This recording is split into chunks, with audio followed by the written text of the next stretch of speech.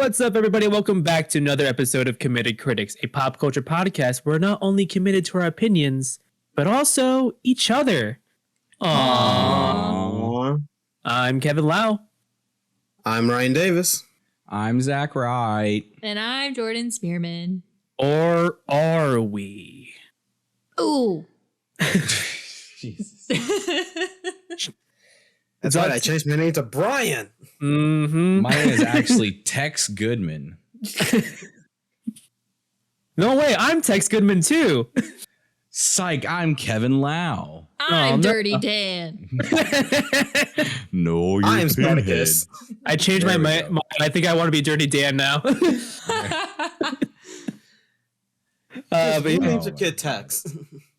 Texans, apparently. Yeah, Texans. But yeah, so yeah, I mean, we're on that note, we are talking about the 1963 movie Charade, which is a spy thriller movie starring Cary Grant and Audrey Hepburn, where basically the main gag is that the Cary Grant's character constantly has a different name because he just has multiple secret identities.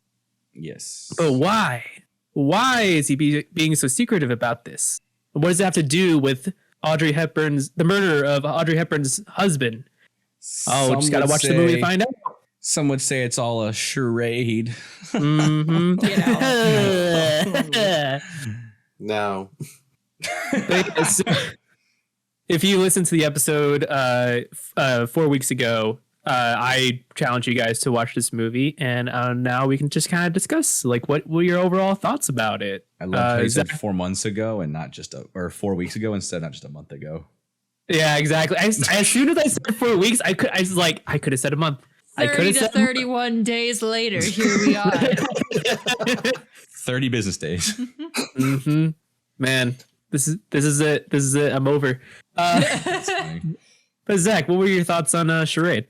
I liked it. Overall, I enjoyed the writing. Not so much the story being told, like the actual writing of the dialogue. It was very witty. I enjoyed the performances from Audrey Hepburn and Cary Grant.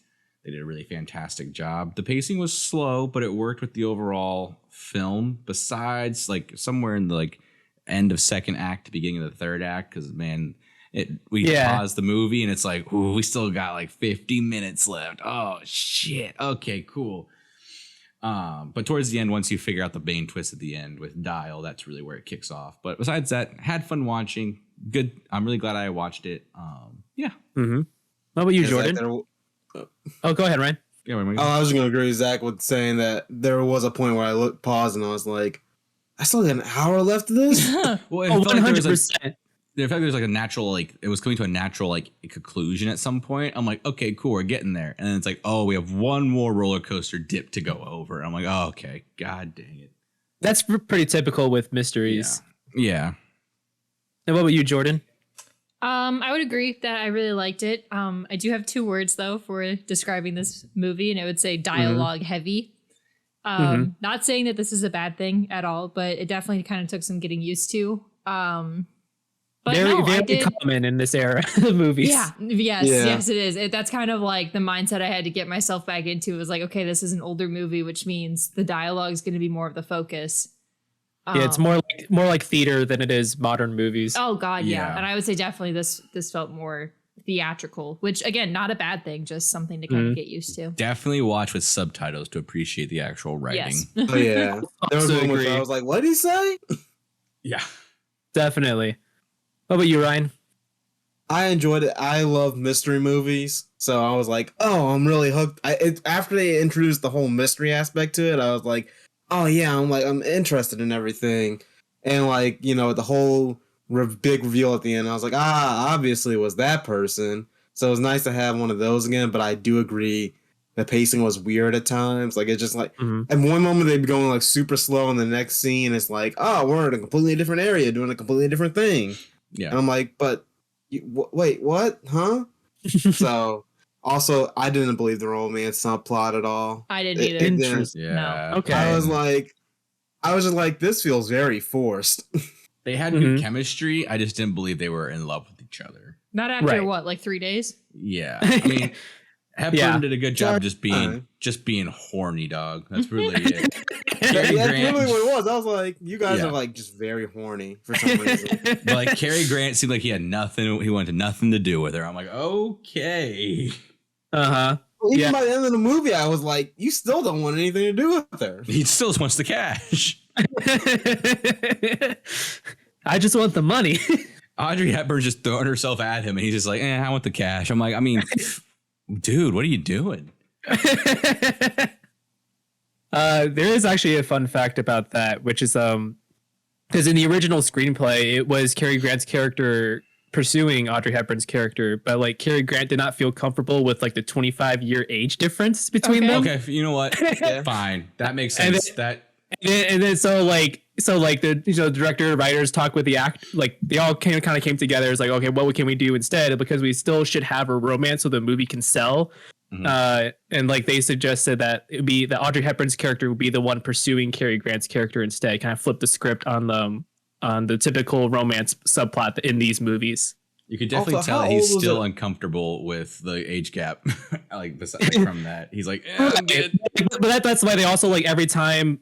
Like, you know, there's like a romance scene, like the age gap is mentioned. It's like, he's like, hey man, like, you know, we're still pretty far apart. I could be your father. Old is he?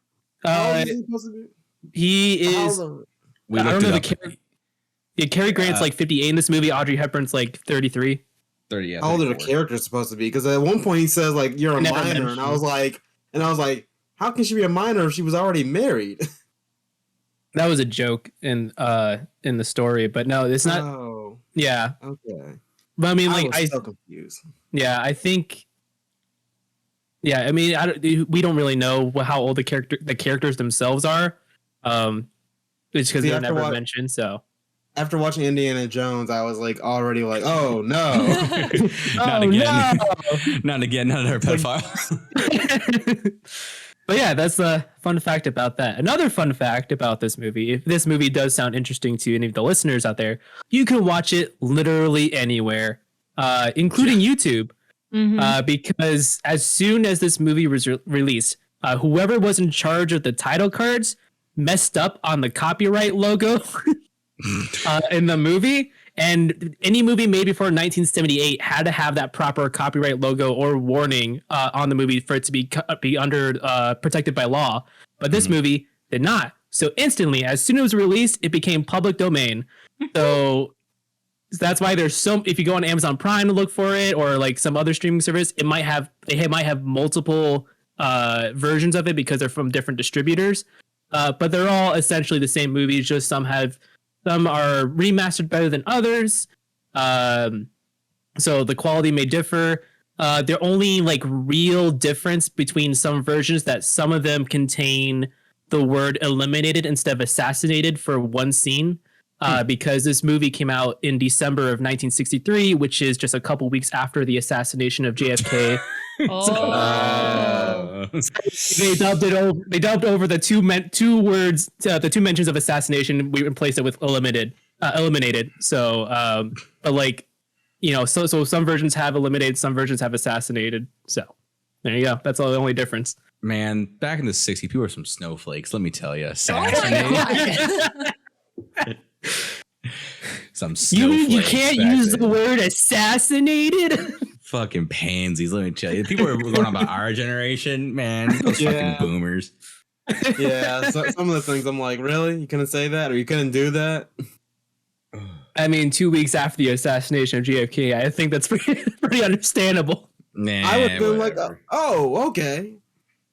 Can you imagine if you were Jackie O, like going to watch this movie? Just heard the word assassinated, and she starts freaking out. Triggered. Oh, man. So now we're going to dive into spoilers a bit. What's one thing you liked about Charade? Ryan, you want to kick us off?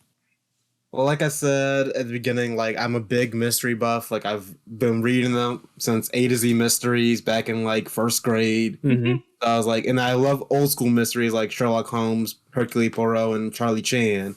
I was like having that aspect in the film definitely like got me hooked because like in the beginning I was just kind of like, all right, this is a rich wife, dead husband, seems like stereotypical plot, and then we're like, oh, there's money involved. Oh, there's a killer. Oh, okay. Mm-hmm. And I was very much interested in that whole aspect because I was trying to figure out the entire time who was the killer. And at the end, are we saying spoilers now? Yeah, we're go for spoilers. Oh, then yeah, when they revealed it was the quote unquote CIA agent, not Bartholomew, but it was like Charlie whatever's Dial, the brother. Mhm. Dial. Charlie Dial. I was like, I don't know why I was thinking Charlie Dunn, but yeah, Charlie Dial was like, oh, I liked it. I was like, I kind of called it at the end. I was It like, all connects. yeah, because it threw me off because I was like, where's the secretary at? I was like, I'm So- proud to say I called it halfway through the movie. I'm like, this CIA guy seems sus. I'm like, he's only just kept talking to coming- Audrey Hepburn. I'm like, that's very weird. Mhm. Well, he kept only showing up, and he's like, "Oh, tell me about this new information you got." And I'm like, It's like, do you are you not gonna actually get the police involved? Like, If get we the were CIA playing Among Us, involved? I would have stabbed him first or voted him off first. Push the button. What about you, Jordan? I would have gotten the hook guy first. The hook guy was very much getting on my nerves. That entire fight scene. That's fair. Dude, okay, Yeah. that fight scene real quick. Sorry to interrupt. The fight Yeah. scene, I didn't realize how weird not having sound effects and diegetic sound was until watching that fight scene. Yeah. Like Yeah. just having the punches connect and have no sound with it. I'm like, whoa, this is trippy. Yeah, we And all of a need sudden that I got- exaggerated punch noises. Yeah. And then all of a sudden his back gets slashed open. I'm like, wait, what? Yeah, you just miss it. You see it happen and you don't hear like a whoosh. It just happens. I'm like, oh, And then okay, cool. And then that hook somehow held on to the side of a building for who knows how long. I'm just like, what? It was it was titanium. There we go. Problem solved. Mm-hmm. Yeah. How about you, Jordan? What's one thing you liked about Charade? Just how clever the humor was. Kind of like we said a little bit earlier. Having the subtitles on really kind of helped me appreciate the humor aspect of it, and just how like it was quick, it was witty. You do have to kind of pay attention to it because if you don't, you'll miss those things. But when you are focused on the movie and what they're saying, you do pick up some pretty funny lines. And I really liked the banter that Cary Grant and Audrey Hepburn had in some of those moments. Just like it was just kind of funny to have all of those things kind of together. Yeah. I mean, like, dialogue was really good. one of my favorite lines is like, you won't be able to lie on your back for a while, but then again, you can lie from pretty much any position. That guy. That was good. What about you, Zach? Yeah, like I said earlier, the dialogue was very witty and quick. You had to have, like George said, have subtitles on, pay attention to what they were actually saying to pick up on the nuances. Like you can't lie on your back, but man, you can, whatever the line was, I just lost it. Yeah. Like the legitimate writing of the characters' lines were really well done. The performances from Hepburn and Grant were great and a novel to watch, like watching these two actors in their prime. It's a charming movie. Like we said earlier, just the romance was a little weird, but their chemistry was really great. For sure. One thing I liked about it is the insane amount of misdirection. Oh my God.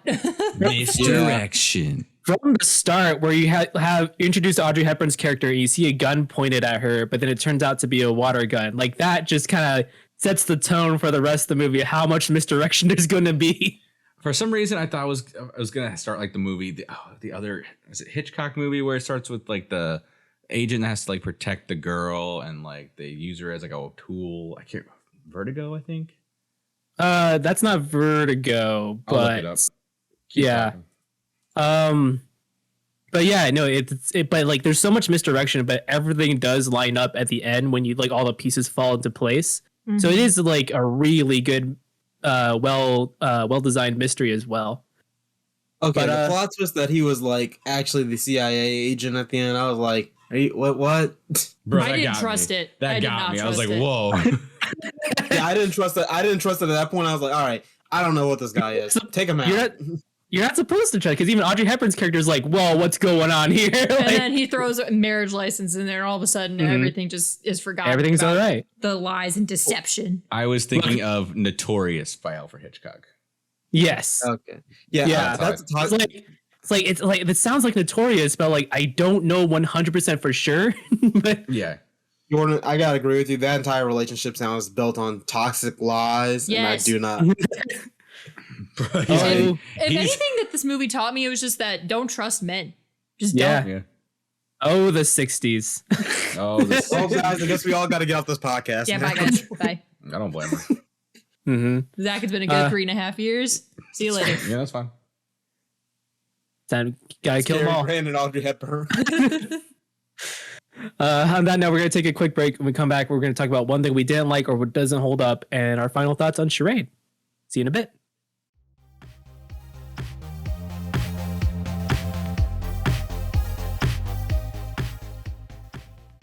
Hey everybody, my name is Jordan, and you've probably heard me on an episode or two, but did you know I also have a baking channel?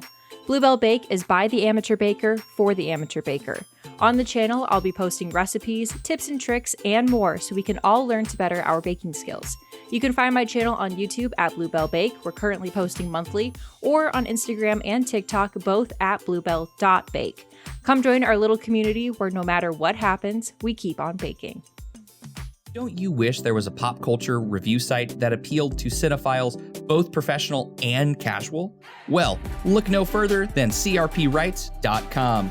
New content such as movie and TV reviews, film essays, and more are released every week by writers who crave for movies like every moviegoer craves for popcorn. CRP Writes is dedicated to making sure no one is wasting time or money where they shouldn't be. After all, you have to be able to buy your popcorn and eat it too. crpwrites.com. Casual reviews with purpose since 2018.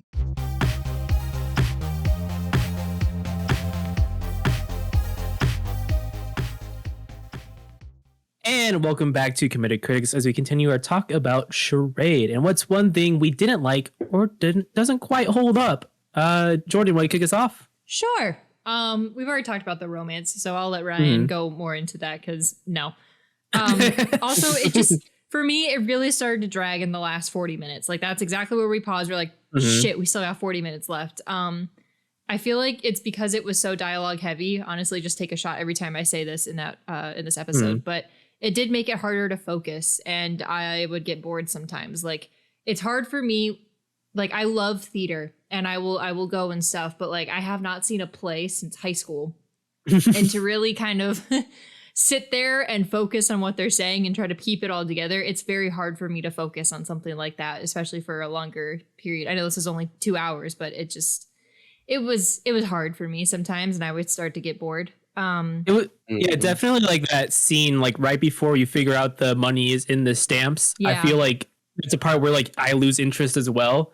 Because it's like, because you everything feels resolved. There's nothing like really misdirection-y happening at the moment. So you're kind of like in this weird limbo watching the movie until suddenly like they go to the stamp collector. Is that after like Tex gets killed or whatever? Yeah. It's just like that little gap there, just like kind of like, where is this movie going? I think I had started like packing my lunch for the day before at that point, so I have no recollection. I just know the stamps were worth a lot of money. That's all I know about the stamp part. Yeah. Yeah, I mean, that's pretty much it. Said. Just the how quickly Regina fell in love with Brian. It was just aggravating. She just, I don't think it was love. She just was a horny dog. Well, no, she fell in love because it was after day one. She was like, I think I'm in love with you. And it was like, horny. How? I think how? You don't know who this man is. Let me put to you where it started, or the romance started. Besides the ski trip, is after her husband dies, the thing that set up the romance that every person should do is do an oddly sexual orange pass game. Oh my god. That's all you gotta do to get an Annie girl. I can't believe that flew in the 60s. I was like, what the hell is happening right now? I'm like, he's rubbing his face all of his woman's titties. Like, oh my god. The 60s, what a time. What a time to be alive. They're like, Kennedy's dead. Let's put this shit out. The country's reeling. The country's reeling from our dead president. Let's see some man on titties. I think prohibition was already done at this point. Yeah. I think I'm going to side with Zach a little bit on this one in terms of the romance, like how Audrey Hepburn's character was just horny because she wanted a divorce. She was already looking for someone else. That's and true. Then comes along this guy. Yeah. So 25 years older than her. Silver fox. I'm not. It was horniness. I think that was gold digging right there. Partly too. And he's well dressed. Also, but, I need to call back I'm not to saying I Ryan. approve of it. I'm not saying it's my favorite romance ever. It's far from it. I need to call back to Ryan's comment about Prohibition. Ryan, Prohibition ended in the 30s, my guy. Yeah, that was a while. I'm sorry. Okay, I was just looking at this movie and I was like, what the hell is happening? That's why all mobster movies are set in the 20s. Makes sense. Mm-hmm. But yeah, Ryan, what's one thing you didn't like about Charade? Besides the oddly sexual orange basket. That was just fun to watch. That was just fucking like, what is happening right now? Cary Grant, like just the charisma of Cary Grant, Audrey Hepburn really carried that scene. Yes. Here's the thing. At that point, I was like barely paying attention, and I'm like, all right, yeah, just stereotypical romance movie. And I look up, and I'm like, why are they rubbing oranges over women's heads right now? Why is Cary Grant burying his head into this woman's chest? I don't know, and I had to rewind to like make sure I understood what was happening. I was like, oh, it's supposed to be a game. Okay, that makes much more sense. Still weird, but makes much more sense. And then it goes on for like, it literally went on for about like 5 minutes or something. It goes on way too long. The part where he just, that awkward side shot where you just see him trying to get the like orange out of her chest. It's just too long. And then I'm like looking at them staring at each other and I'm like, what are all those people thinking? Like, yo, pass the orange. I want to win. I don't know how much winning. I don't know what the prize here is, but pass it. I also did not realize it. I also didn't realize they were in France the entire time. I thought they were in America until I realized everyone kept speaking French. Well, that's strange because it actually was entirely shot in France. Here's the thing, like, and they would mention Paris occasionally, but then I would be like, oh, they traveled back to America. Oh wait, no, they didn't. Okay, nope. Well, they were just the U.S. Embassy offices there in France. I'm so glad of the U.S. Embassy in America. And then there was moments where, like, that moment where all the, like, everyone started working together for some reason. I was just like, wait, why are you guys working together? I was like, you guys are just trying to kill each other, like, 2 minutes ago. Now all of a sudden we're, like, searching for the same thing together. Like, we're going to split it. I was like, what's happening here? They're all getting on. And then the pacing was just weird. Like, that moment after, like, they take out Dial, which I guess he just, like, either he died or what, I don't know. His legs were shattered though. Oh my god! When he hits that's what I figured. I was like, his legs were definitely shattered, but I was like, all right, he's not dead. His kneecaps are blown out. Oh my god! He hits the ground, just stiff legs. I was like, ooh, yeah, it's a little hard to watch. Yeah, stiff legs hit the ground. I'm like, oh fuck. I was like, you're not recovering from that, man. You're never gonna run again. You're never gonna kick a soccer ball. Walk again. I don't know about running.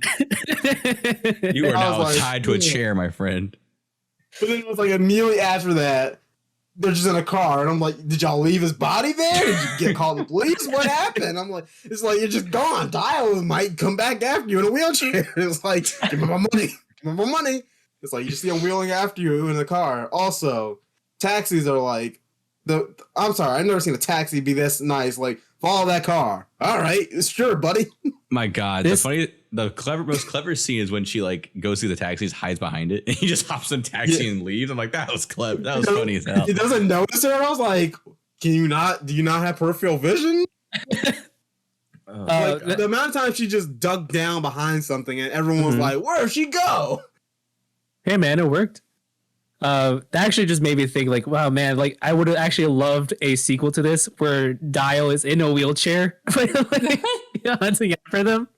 Because I feel like because this movie is essentially like a screwball comedy from the 30s mixed with like North by Northwest or like another 50s Hitchcock film. Yeah. So it's like making it a sequel that leans into the comedy even more would I think be amazing. But Zach, what's one thing you didn't quite like or doesn't quite hold up for you in Charade? Let's see. Obviously, the film's from the 60s, so it's not like not a lot of progressive vibes exuding from Charade. Hepburn is still an interesting protagonist. She's given a lot to do, and she's not a damsel 100% of the time, but she's subjected to that role a lot still. I mean, it's still the 60s, so I mean, like it's product of the time. Yeah. Yeah, I agree with Jordan on that front. However, after the elevator death, I agree with Jordan. After the elevator death, until just having Tex's death, it seemed to drag until we found out that last twist with Dial. like once you see Dial written in the carpet, I'm like, I was kind of back into it a little bit before that. I'm just like, man, I'm checked out. Is this thing over yet?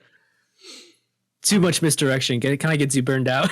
Yeah, well, like you said, Kevin, like the misdirection kind of just ends when they're looking for the stamps. It's just kind of like info dump, and I'm like, okay. Yeah. One thing that I don't quite care for this movie about is the editing. Yeah, it's very rough. Even for a 1963 movie, it's pretty rough. But and you know, it's just it's kind of hard to explain. But you'll just have to you'll see it and you'll be like, oh yeah, some things don't quite line up editing wise.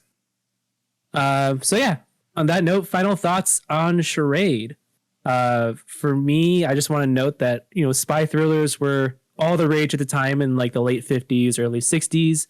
At the time of Charade came out, like there had already been 2 James Bond movies and Hitchcock had just basically come off his prime.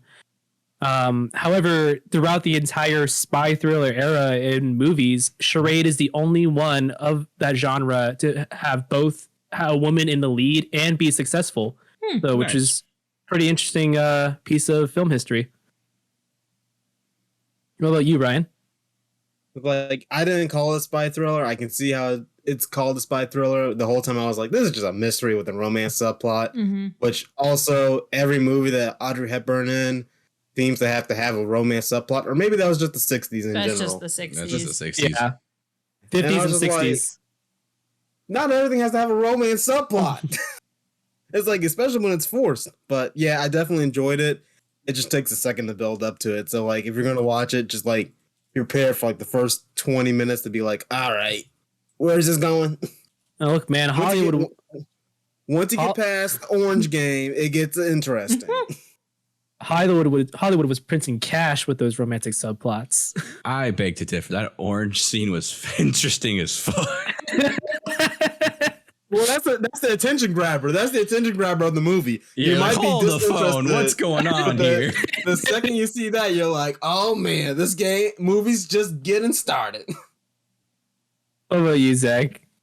It's a good time. Had fun watching it. I finally had fun watching an older film, which is nice. Great to see Hepburn and Grant do their thing in their prime-ish. Not by any means a favorite of mine, but I'm glad I watched it. And what about you, Jordan?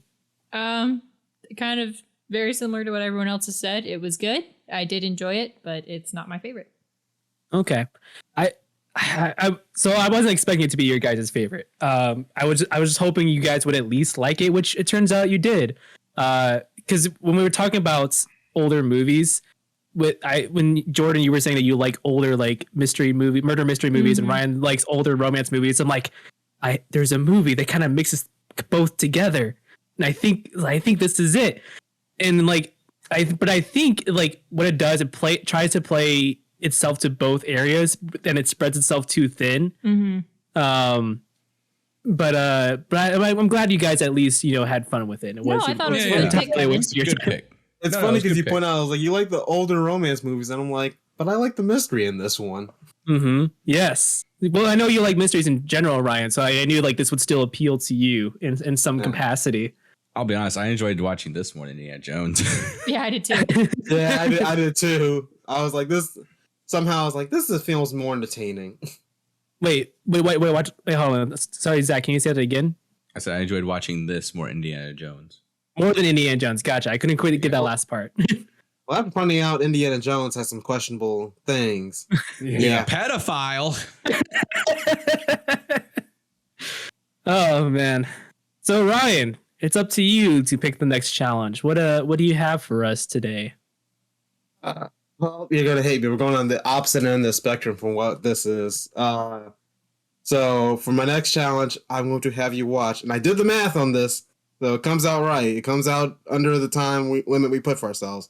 The first 25 episodes of My Hero Academia. Anime.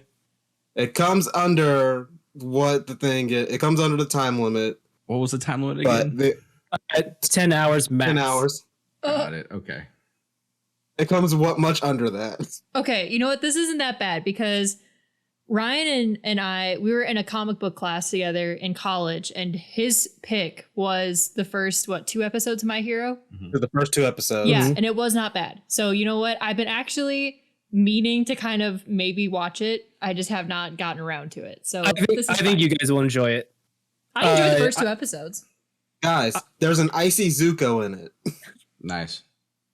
No, I think you guys will really enjoy it. I will say that the first season, which is 13 episodes, may seem kind of basic, but then again, you guys don't watch a lot of anime, so maybe it'd still be kind of new to you guys.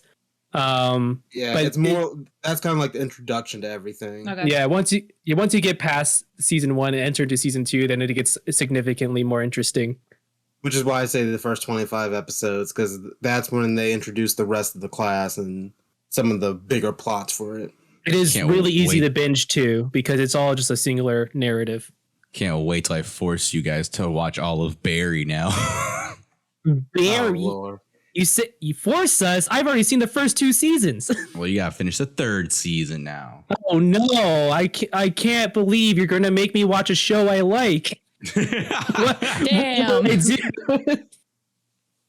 All right. On that note, if you want to hear the rest of our thoughts about other topics, tune into our full episode over on Patreon. Link to that is in the description. Just $5 a month unlocks a secret episode. You can follow us on Twitter at Committed Critics, that's COMMITDED, CRITS. On YouTube, Committed Critics, spelled the same there it is here everywhere else. And on TikTok at Committed Critics. Special thanks to our current patrons, Davey Peppers from Game Mechanics, Ryan Kolokowski from Ryan Plays Drums, Andy Phillips from Andy Phillips, Jody Wright, and Devin Vonderhyde. And if you want to hear our review of the first 25 episodes of My Hero Academia, be sure to tune in 4 weeks. Otherwise, we will see you in 2 weeks. Bye.